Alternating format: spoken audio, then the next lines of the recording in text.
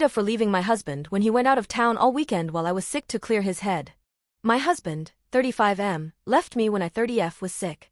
He turned off his location and did not answer my phone calls.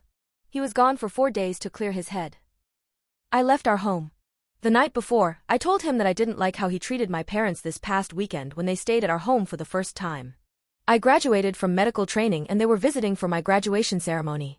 He said that I was not prioritizing our marriage because I was defending my parents. He left at 6 a.m. to go to his office because my dad let the dogs out to go to the bathroom. He was upset that I did not defend him to my parents, that he wants complete silence in the house.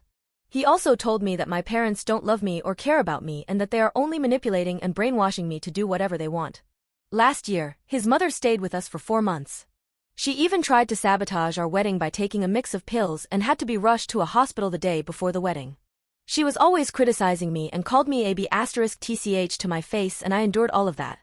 All he said was I need to be more understanding because him being married is also new to his mother because he is an only child. Meanwhile, he can't even tolerate my family visiting us for a weekend to celebrate my graduation from my residency training. He ended up making that weekend about him and how my family visiting affected his sleep and increased his stress. We were supposed to go on the trip together to buy me a car in the city because I got in an accident a month ago and my car was totaled.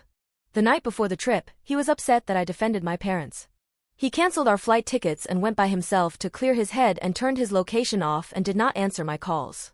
I also found out that same evening, he was trying to contact other women on Facebook, including someone he used to sleep with, someone from yoga that he already tried to contact when we were still engaged, and even my younger sister's friend who is 15 years younger than him. Then he told me that it is not a crime to add people on Facebook, even though he told me before that I am not allowed to have male friends, and I asked that he also not have female friends, and he agreed. That evening, I was very sick with pneumonia. I also have autoimmune disease and taking immunosuppressants, which makes me susceptible to infection, and contemplated calling 911. I called my parents who were at work because they work night shift. I asked them to take me home and I made a huge mistake because I have no car, no home, and no money.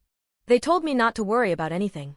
They came to pick me up first thing in the morning, opened a bank account for me and put money in it, and got me a brand new car. When we got engaged and moved in together, he made me close all my bank accounts and transfer my salaries direct deposit to our joint bank account. After I left, he completely emptied out the joint account. He asked me to reimburse him for a flight ticket that we didn't get to go because of the breakup. I said I do not owe him money. Then he called me a gold digger. I am about to start a new job in a month and it would make me earn more than him. He was saying that my attitude is changing now that I am about to make more money. I am now a board-certified family medicine physician. I passed my boards in this year. He did not want to celebrate because he said passing the boards was the expectation, and he has yoga and tennis, which he does multiple times a week already. He works as a petroleum engineer for an oil company. He minimizes my work and said that his job is harder. He also makes it a point that my salary during residency training was very little. He said, I am not sure you comprehend how much everything cost, housing, groceries, day-to-day expenses, etc., and how little was your contribution to our budget. For clarification, we had a wedding ceremony but not a legal court wedding.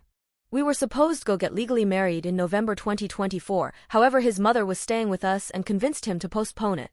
We had a wedding ceremony but it was not legally binding.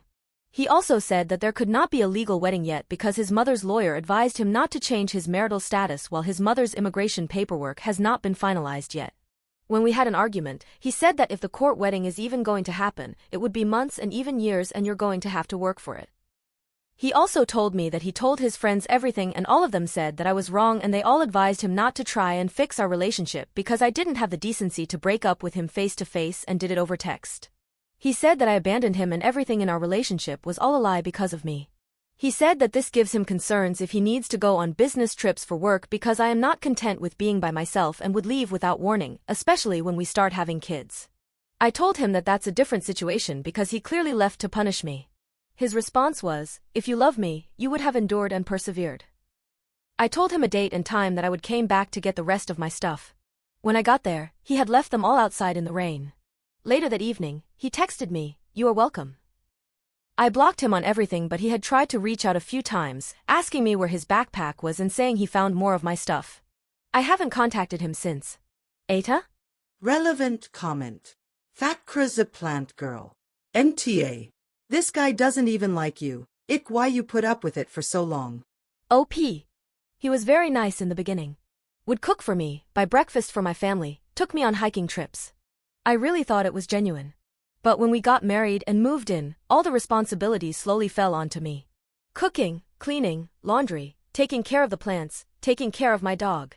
He would make me feel guilty because he said he is carrying all the weight in the relationship because he moved back and got a job to this small town to be closer to me while I'm doing my residency. The night of our argument, he asked me what I have ever done for him.